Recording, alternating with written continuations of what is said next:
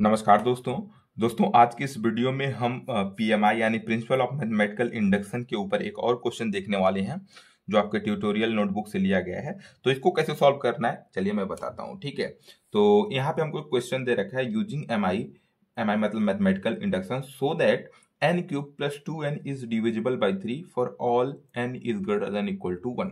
तो आपको देखिए कोई भी एमआई का क्वेश्चन है मतलब मैथमेटिकल इंडक्शन का कोई भी क्वेश्चन है तो सबसे पहले वहां पे तीन ही स्टेप होते हैं, जैसा कि मैंने आपको पिछले वीडियो में भी बताया था, बेस केस, इंडक्टिव हाइपोथेसिस और इंडक्टिव स्टेप। ठीक है, तो चलिए हम एक एक को अप्लाई करते हैं। सबसे पहले आता है हमारा स्टेप नंबर 1 जो है बेस केस के लिए। ठीक है, तो यहाँ पे हम लिखेंगे base case n equal to 1 के लिए।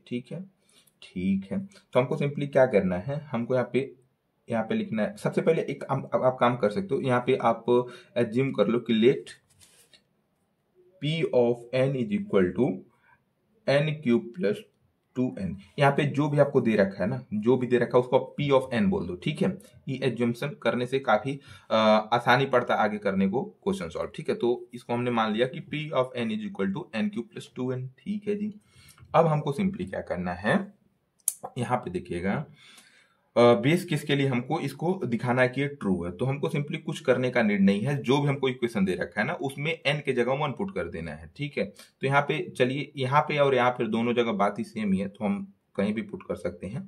तो यहाँ पे अगर हम लिख देते हैं p n के जगह 1 पुट कर देते हैं, तो यहाँ पे n की वैल्यू क्या है, 1 क्यूब प्लस 2 इंटू n की वैल्यू 1 है। तो ये कितना हो जाएगा, 1 क्यूब 1 हो गया, प्लस 2 इंटू 2 2 हो जाएगा, ए आ गया 3। अब आप बताओ 3 3 से डिविजिबल है कि नहीं? ऑब्वियस ही बात है कि 3 डिविजिबल होता है। तो आप यहाँ पे सिंपली लिख दो 3 इज, यहाँ पे ऐसे लिख दो 3 is divisible by 3, therefore p of 1 is, p of 1 लिख दो या फिर p ऑफ n लिख दो, p ऑफ n लिखो सही रहेगा, p of n is true for n equal to 1।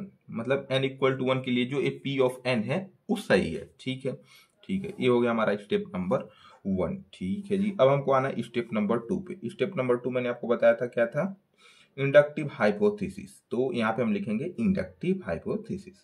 इसमें हम क्या करते हैं, कितने लोग को याद है जल्दी से कमेंट में बताओ, अगर नहीं पता तो मैं बताता हूँ। यहाँ पे हम क्या करते हैं, n इक्वल टू k के लिए हम एज्यूम करते हैं कि जो इक्वेशन है वो ट्रू है। तो हम यहाँ पर बोलेंगे late p of n is true, p of n is true for n equal to k। हम ये मान ले रहे हैं कि जो ए इक्वेशन दे रखी है वो सत्य है, किसके लिए, n इक्वल टू के के लिए। तो बस हमको यहाँ पे n इक्वल टू के पुट कर देना। तो ये हमारा क्या हो जाएगा, p ऑफ n क्या हो जाएगा, आप चाहो तो यहाँ पे k भी पुट कर सकते हो। तो p of k is equal to K cube plus 2k हो जाएगा, सिंपल। तो ये हमारा इक्वेशन होगा, इसको हम बोलेंगे इक्वेशन नंबर 1। ठीक है, अब हम आ जाते हैं अपने स्टेप नंबर 3 पे। अब स्टेप नंबर 3 जरा ध्यान से देखिएगा। ठीक है, स्टेप नंबर 3 क्या था, इंडक्टिव स्टेप। ठीक है, inductive step in the sense कि जो पिछला हमने इक्वेशन अभी बनाया है ना उसका हेल्प से हमको इसको प्रूव करना है। तो यहाँ पे हम लिखेंगे n इक्वल टू के प्लस 1 के लिए। ठीक है, यहाँ पे मैं लिखता हूँ n इक्वल टू के प्लस 1।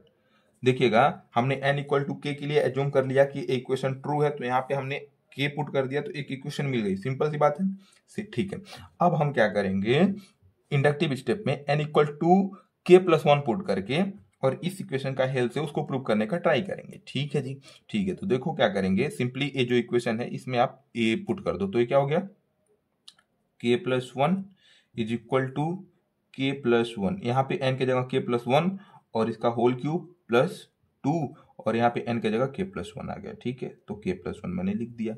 अब हम इसको थोड़ा सिंप्लीफाई कर लेते हैं। तो सिंप्लीफाई करिएगा तो देखिए a प्लस बी का होल क्यूब का फॉर्मूला लगा दीजिए, तो a cube plus B cube 1 का क्यूब 1 ही होगा, प्लस 3a स्क्वायर, 3 इसको हम a मान रहे हैं, इसको b, तो 3a स्क्वायर इंटू बी, तो 1 से मल्टीप्लाई करोगे तो 1 ही रहेगा, plus 3 into A B square. तो यहाँ पे ए की वैल्यू क्या है, के है, और बी स्क्वायर 1, 1 का स्क्वायर 1 ही होता, तो 1 से मल्टीप्लाई करोगे तो यही रहेगा। ठीक है, फिर यहाँ पे इसको मल्टीप्लाई कर दो तो क्या हो जाएगा, प्लस 2k प्लस 2।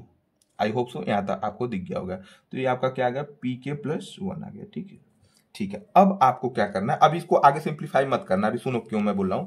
अब इतना स्टेप करने के बाद आपको क्या करना है, आपको देखना है कि जो अभी आपने स्टेप नंबर 2 में जो इक्वेशन बनाया है उसको आप कैसे इसमें यूज कर सकते हो। तो देखो यहाँ पे क्या है, पी ऑफ के क्या है, के क्यूब प्लस 2k। अब एक चीज और मैं बता दूं, अगर हमने माना कि p ऑफ n के लिए ये बात ट्रू है, इसका मतलब क्या कि ये जो इक्वेशन आया ना ये 3 से डिविजिबल है।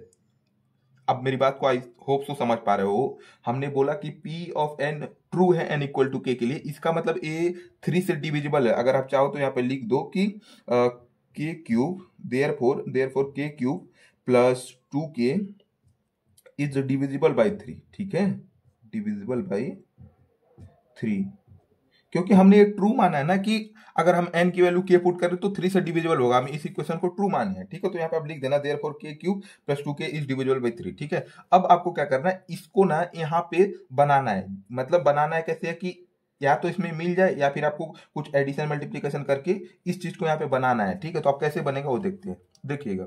अब यहाँ पे देखिए k क्यूब यहाँ पे है और 2k यहाँ पे है, तो हम यहाँ पे लिख सकते हैं k क्यूब प्लस 2k। अब इसको एक ब्रैकेट में रख दो, सिंपल। अब इसके बाद वाली जो टर्म है उनको सिंप्लीफाई कर लो। तो देखो 1 प्लस 2 कितना हो जाएगा 3, तो यहाँ पे मैंने 3 लिख लिया। देन प्लस का साइन लगाइए, 3 के स्क्वायर और यहाँ पे 3k बचा, तो यहाँ पे आप लिख दीजिए।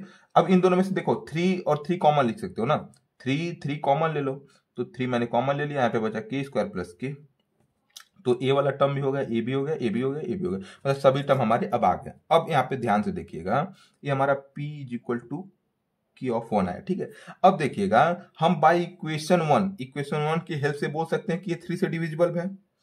देखिए ना, हमने यही तो प्रूव किया कि ए वाला जो टर्म है k क्यूब प्लस 2k ए डिविजिबल है 3 से। इसका मतलब हम बोल सकते हैं बाय इक्वेशन नंबर 1 ये क्या है, ए डिविजिबल बाय 3 है, ठीक है।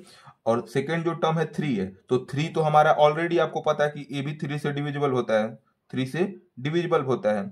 और अब ए वाला टर्म देखिएगा, अब ए कुछ भी हो बट ए मल्टीप्लाई हो रहा है ना 3 से। यहाँ पे देखो हमने जब इसको कॉमन लिया 3 को, तो यहाँ पे क्या बचा, यहाँ पे 3 के स्क्वायर प्लस के, तो ए कुछ भी आए, इसकी वैल्यू कुछ भी हो, लेकिन ए 3 से मल्टीप्लीकेबल है। इसका मतलब क्या है, 3 से डिविजिबल भी होगा, मतलब ए वाला भी जो टर्म है वो 3 से डिविजिबल होगा, ठीक है। इसका मतलब ए टर्म भी डिवाइड हो रहा है 3 से, ए भी डिवाइड हो रहा है 3 से, ए भी डिवाइड हो रहा है 3 से, ये सभी टर्म 3 से डिवाइड हो रहे हैं। इसका मतलब ये जो पूरा इक्वेशन है ना वो 3 से डिविजिबल है, ठीक है। तो ये हमारा प्रूफ हो गया। अब मैं आपको थोड़ा सा यहाँ पे लिखने का तरीका बता देता हूँ कैसे लिखना। आप ऐसे मत लिखना, मैंने आपको समझाने के लिए बताया है। तो अब इस स्टेप के बाद आपको कैसे लिखना, आप यहाँ पे लिखना k cube plus 2k is divisible by 3, is divisible by spelling मत देखो यार, ये बात देखो मेरी बात, k cube is divisible by 3 by equation number 1।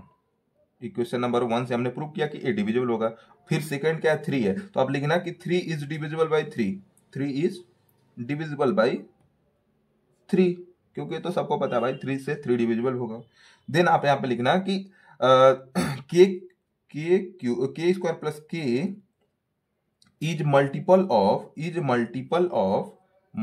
Of 3, therefore यहाँ पे लिखना देयरफॉर 3k स्क्वायर प्लस के, मतलब जो पूरी टर्म होगा वो डिविजिबल हो जाएगा किससे, 3 से, ठीक है। तो इसको आप लिख लेना, इसको जरूर ऐसे लिखना, ठीक है।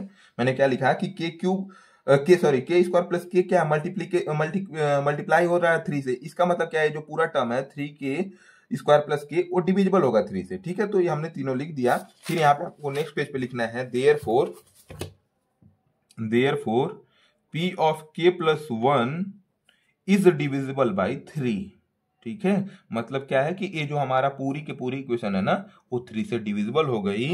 देयरफॉर p ऑफ n, जो हमने p ऑफ n एज्यूम किया था वो ट्रू है, is true for all n is greater than equal to 1। Condition I think यही दिया था, हाँ ये दिया था। तो यहाँ पे आप लिख दीजिए ना कि p of n is true for all n equal to greater than 1। तो ये आपका प्रूफ हो गया। तो आई होप सो दोस्तों आपको समझ में आया होगा। अगर कोई डाउट है तो कमेंट बॉक्स में आप पूछ सकते हो। नेक्स्ट वीडियो किस टॉपिक पे चाहिए आप कमेंट बॉक्स में आप कमेंट जरूर करना, मैं उस पर वीडियो बनाने का ट्राई करूंगा। वीडियो पसंद आया तो लाइक करना, चैनल को सब्सक्राइब करना।